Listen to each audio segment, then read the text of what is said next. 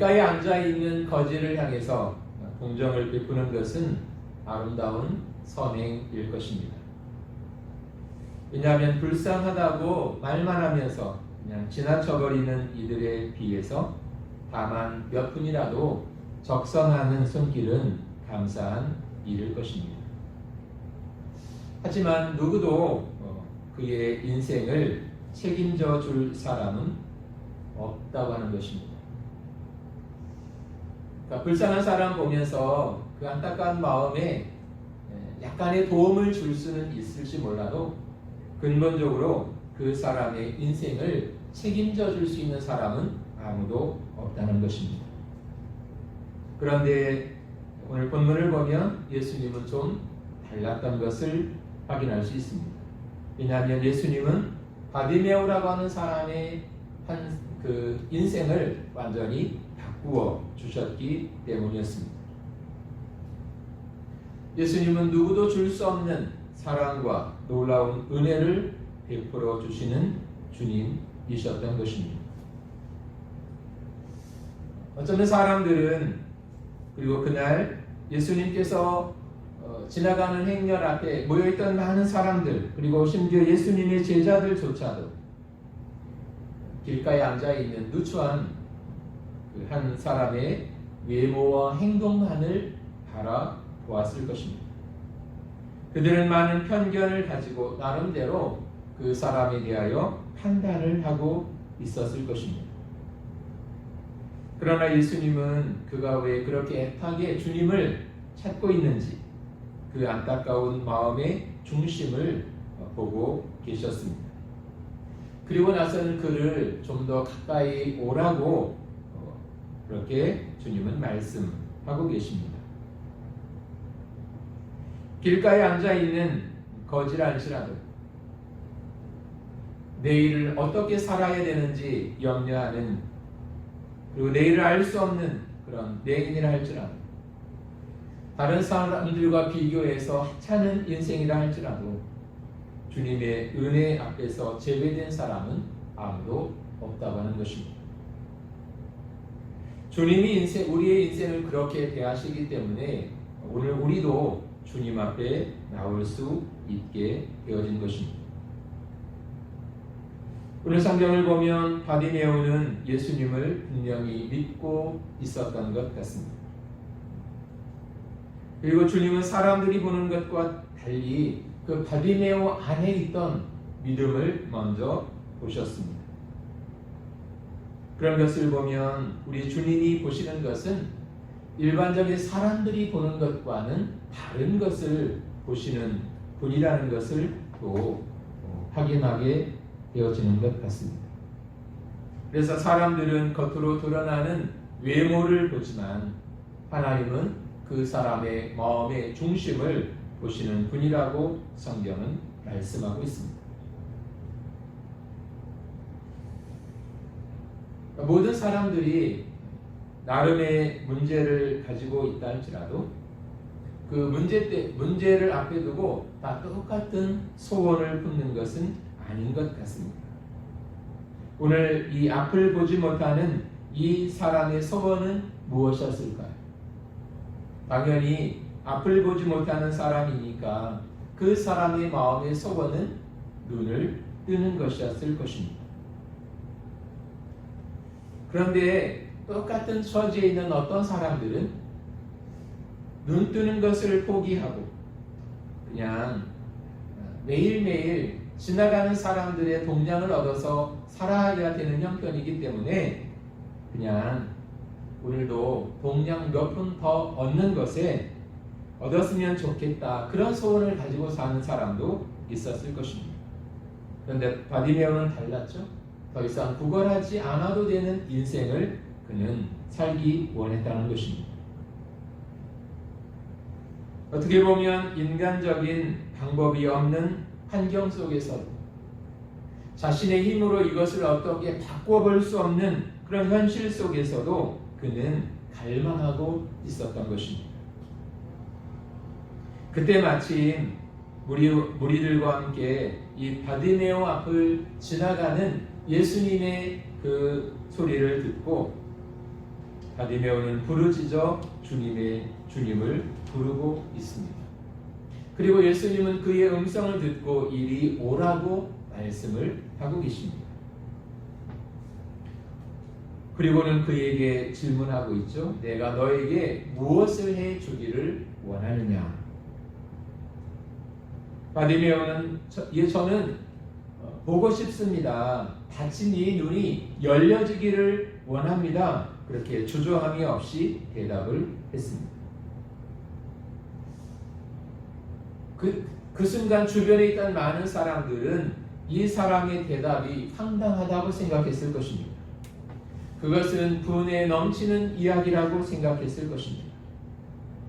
그런데 어떻게 됐습니까? 결국은 그의 소원이 이루어졌다는 것입니다. 바디메오는 믿음의 결국을 보게 된 것입니다. 믿으면 하나님의 영광을 보게 될 것이라고 하는 성경 말씀이 자신의 삶을 통해서 경험되어짐을 그는 체험할 수 있었던 것입니다. 오늘 47절 말씀을 보시면 이 바디메오가 예수님을 부를 때 다윗의 자손 예수여 나를 불쌍히 여기소서 이렇게 이야기하고 있습니다. 여기 예수님을 다윗의 자손이라고 부르고 있죠.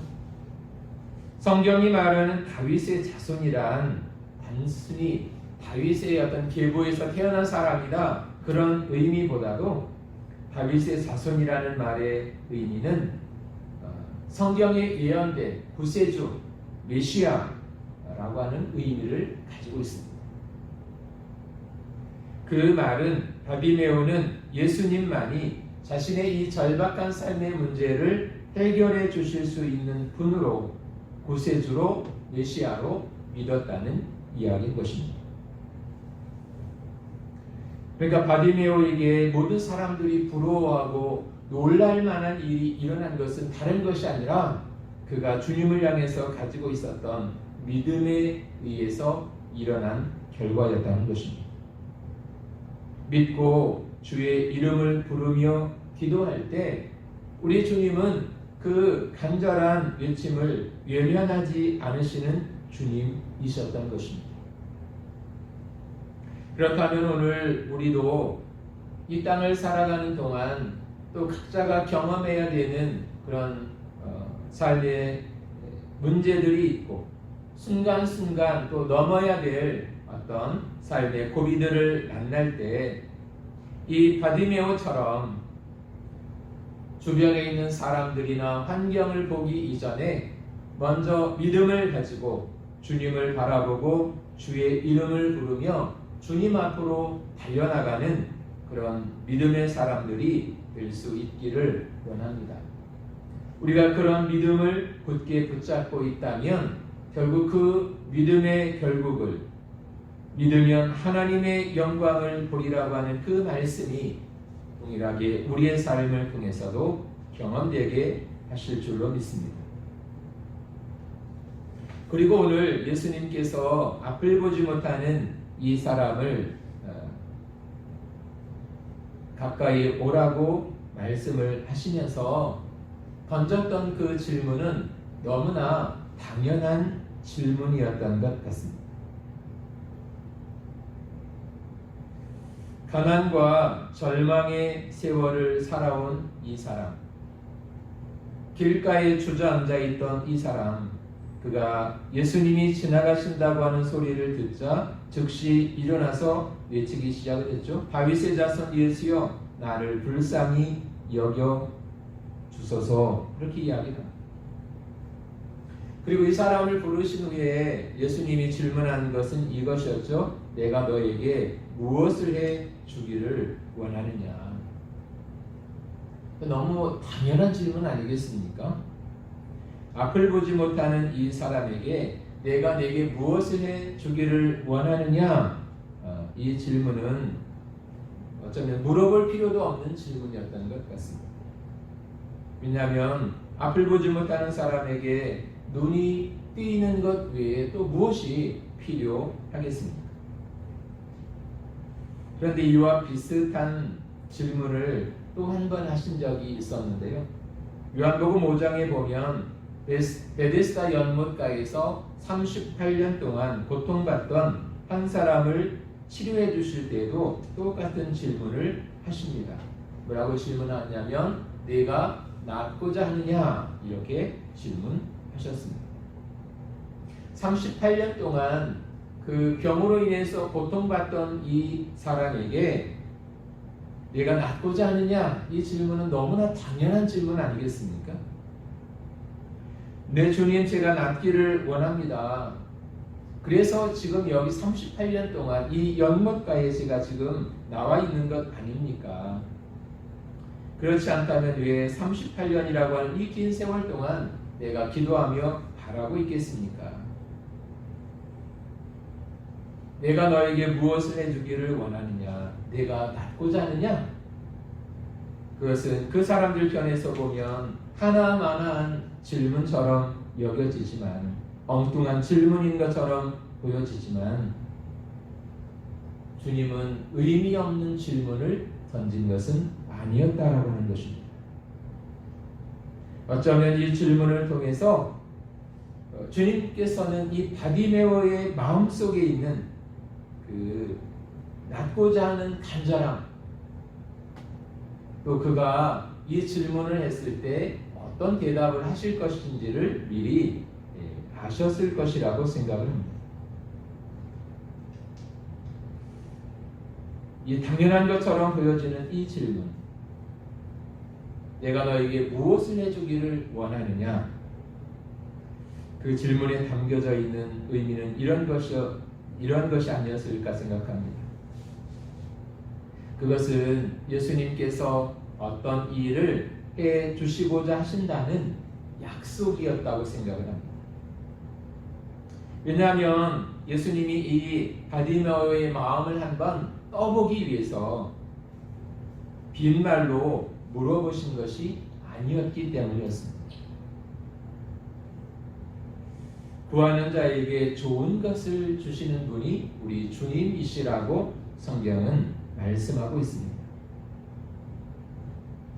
내가 너에게 무엇을 해주기를 원하느냐 이 질문 속에는 내가 너에게 네가 지금 원하고 있는 그것 너에게 꼭 필요한 그것 네가 간절히 찾고 있는 그것을 내가 이루어 줄 것이다 라고 하는 예수님의 마음이 담겨있는 질문이었다고 하는 것입니다. 그리고 내가 너에게 무엇을 해주기를 원하느냐 그렇게 질문하는 것은 또 다른 의미로 보면 너는 얼마나 간절히 그것을 원하느냐 그런 질문이었던 것 같습니다. 예수님이 이 사람을 오라고 부르고 계시죠. 그때 이 사람은 겉옷을 벗어버리고 뛰어나 예수님께 달려나갔다고 이야기합니다. 뛰어서 일어나 달려가는 것이 두 눈을 멀쩡히 뜨고 있는 사람에게는 쉬운 일이잖아요. 그런데 앞을 보지 못하는 사람, 당시 예수님께서 무리들과 함께 가실 때 그냥 한두 명만 있었던 것이 아니라 굉장히 많은 사람들이 예수님 주변에 모여 있었던 것 같습니다. 그런데 그런 상황 속에서 또 예수님의 제자들은 좀 조용히 하라고 막 이 사람을 야단치는 이 상황 속에서 겉옷을 내어 버리고 일어나 예수님을 향해서 달려간다고 하는 것은 이게 생각처럼 쉬운 일은 아니었겠다 그런 느낌을 받게 되는 것입니다. 그런데 이 사람을 보면 예수님이 오라라고 이야기했을 때 말씀하셨을 때 지금 내가 앞도 보지 못하는 사람인데요. 사람들이 이렇게 많아서 가는 게 쉽지 않겠는데요. 이렇게 말하지 않았다는 것입니다. 현실적인 몇 가지 그 예수님 앞에 나가고자 했을 때 어려움들이 있었지만 그럼에도 불구하고 이 사람은 그 오라고 하는 말씀에 순종해서 달려 나갔다는 것입니다. 그리고 주님 앞에 순종해서 달려 나가고자 했을 때 거추장스럽게 여겨졌던 겉옷을 내어 버렸다고 이야기합니다. 주님께서 우리를 향해서 오라고 말씀하실 때 우리가 잡고 있던 것들을 내려놓는, 때로는 그것을 우리에게 요구하고 있는지도 모르겠습니다. 사람들은 누구에게나 다 우리가 예수님께 더 가까이 나가고 우리가 신앙적으로 더 성장하고 또 하나님의 얼굴을 구하고자 할 때 그렇게 살지 못하도록 방해하는 인간적인 요소들이 종종 나타나는 것을 경험하게 되는 것입니다. 어떤 사람들은 그런 장애물들을 뛰어넘어서 더 좋은 믿음의 자리로 나가는가 하면, 또 어떤 사람들은 마음은 있지만 막상 몸이 움직이려고 할 때 장애물을 만나면 쉽게 포기함으로 말미암아 늘 그 자리에 머물러 있는 사람들도 있는 것을 종종 보게 되는 것입니다. 우리는 이렇게 말할 수 있습니다. 나는 주님을 더 깊이 만나고 싶습니다. 내가 주님께 더 가까이 나가기를 원합니다. 내가 더 거룩해지기를 원합니다. 더 경건해지기를 원합니다. 그렇게 말할 수 있습니다. 문제는 내가 그렇게 말할 수 있고 그런 마음의 소원을 품고 있다 할지라도 또 그렇게 막상 살려고 할 때 부딪혀오는 작은 어떤 걸림돌이 있으면 그것을 뛰어넘지 못하고 쉽게 주저앉는다는 것입니다. 그런데 하나님은 전심으로 하나님을 찾는 사람들에게 상 주시는 주님이시라고 말씀하고 있습니다. 결코 아무런 생각 없이, 별 생각 없이 찾는 사람들에게 상을 약속하고 있지 않다는 것입니다. 그래서 마태복음에 보면 의에 줄이고 목마른 사람들이 복이 있다고 말씀하고 있습니다. 우리 주님은 가볍게 구하는 사람에게 축복을 약속하고 있지 않다는 것입니다. 주님을 만나기를 갈망하고 주님이 주시는 은혜와 하나님께서 베푸시는 그 축복을 경험하고자 할 때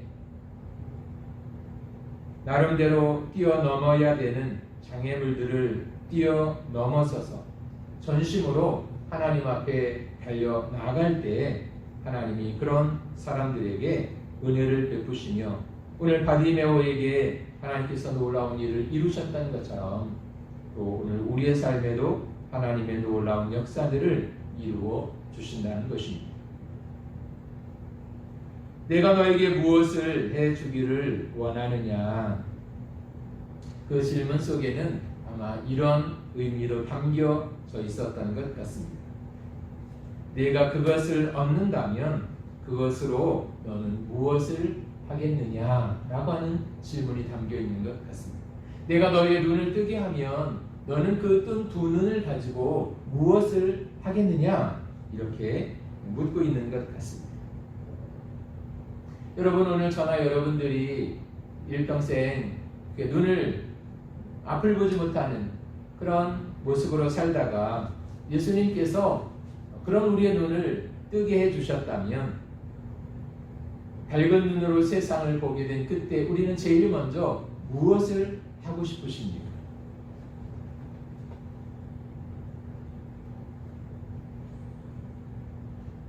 이 바디메오도 두 눈을 뜨는 순간 보고 싶은 것, 하고 싶은 것들이 얼마나 많이 있었겠습니까? 그것처럼 오늘 주님께서 우리의 기도에 응답하셔서 우리의 문제를 해결해 주신다면 그것으로 우리는 무엇을 하겠느냐는 것입니다. 하나님이 우리에게 축복해 주신다면 그 축복을 가지고 무엇을 하겠느냐 하는 것입니다.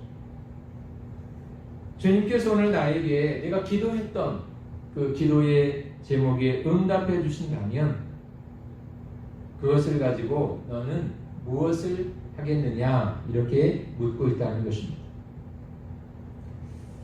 사람들이 하나님께 약속하는 것은 참 쉬운 것 같습니다. 예를 들어서 아플 때 주님이 저를 고쳐주시면 내가 이것도 하고 또 저런 일도 하겠습니다 라고 일반적으로 사람들이 이야기를 합니다. 이 문제만 해결해 주신다면 제가 평생토록 하나님 잘 섬기며 살겠습니다. 그렇게 다짐도 해봅니다. 하지만 정작 하나님께서 은혜 가운데 고쳐 주신다면 하나님께서 그 절박했던 문제를 해결해 주신다면 그리고 나서 해결받은 이후에 얼마나 많은 사람들이 자신이 한 약속을 지키며 살아가게 될까요? 의외로 많은 사람들이 절박할 때 하나님 앞에 했던 약속을 잊어버리고 사는 경우가 훨씬 더 많다는 것입니다. 그것은 야곱의 경우도 마찬가지였죠. 베델에서 하나님을 만나는 놀라운 경험을 했을 때 야곱은 하나님 앞에 3가지 약속을 했습니다. 그러나 그가 그 약속을 지키기까지는 수십 년이 걸렸다는 것을 우리는 알 수 있습니다. 오늘 52절에 보면 예수께서 이르시되 가라 내 믿음이 너를 구원하였느니라 하시니 그가 곧 보게 되어 예수를 길에서 따르니라 라고 되어 있습니다. 이것은 참 아름다운 장면이라고 생각을 합니다. 예수님이 이 사람을 고쳐주셨습니다. 그리고 이 사람에게 선택할 수 있는 자유를 주셨죠. 눈이 떠져 있는 이 바디메오를 향해서 가라고 말씀을 하십니다. 평생 앞을 보지 못하고 살았으니 가야 할 곳이 얼마나 많이 있었겠습니까? 그런데 이 사람이 제일 먼저 한 것은 무엇이었을까요? 그건 길에서 예수를 따라갔다고 말씀하고 있습니다. 아마 이런 마음 때문에 그렇게 하지 않았을까요? 주님이 저의 눈을 뜨게 해주셨습니다. 그래서 저로 하여금 이제 새로운 인생을 살게 하셨습니다. 그렇다면 나에게 새로운 인생을 살게 하신 그 주님을 저는 지금부터 섬기고 그 주님의 뒤를 따라가는 사람이 되겠습니다. 아마 그런 마음이었다는 것 같습니다. 그것이 참 귀하게 여겨지는 것 같습니다. 우리가 신앙생활하면서 놓치는 것 중에 하나는 이런 것인 것 같습니다. 하나님의 은혜를 경험하고 하나님의 축복을 맛보고 하나님의 응답을 받고 나서 그 이전에 하나님 앞에 우리가 다짐하고 결심하고 약속했던 것들은 쉽게 잃어버리고 너무 이기적인 모습으로 우리 자신만을 위해서 사용하며 살아가고 있는 것은 아닌가 하는 것입니다. 그러므로 오늘 하나님이 주신 은혜에 감사하고 하나님께서 자신의 눈을 뜨게 해주신 이 은혜 앞에 마땅히 응답하며 길에서 주님을 따라갔던 이 바디메오처럼 오늘 하나님이 나에게 주신 모든 은혜를 기억하고 감사하며 그 마음으로 그렇게 주님을 따라가고 주님을 더 잘 섬기며 사는 저와 여러분들이 되셨으면 좋겠습니다.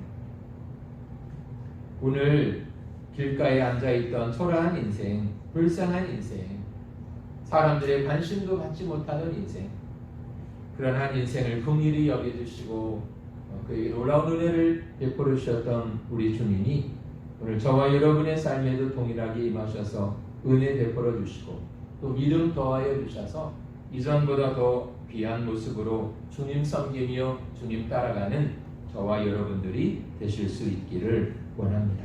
기도하겠습니다. 살아계신 아버지 하나님, 이 시간도 하나님이 우리에게 은혜 베푸셔서 주의 자녀가 되게 하시고 주님의 뒤를 따라가는 하나님의 사람들 되게 하신 것을 감사합니다. 하나님이 이전에 우리에게 주셨던 귀한 은혜들을 기억하고 감사하며 그 은혜 주신 하나님을 더 잘 섬기기 위하여 주의 뒤를 따라가는 하나님의 자녀들이 되게 하여 주시옵소서. 우리에게도 믿음을 더하여 주시고 온전히 주님 앞에 순종하여 나가는 그런 하나님의 사람들이 되도록 우리의 믿음을 키워 주시옵소서. 예수님의 이름으로 기도합니다. 아멘.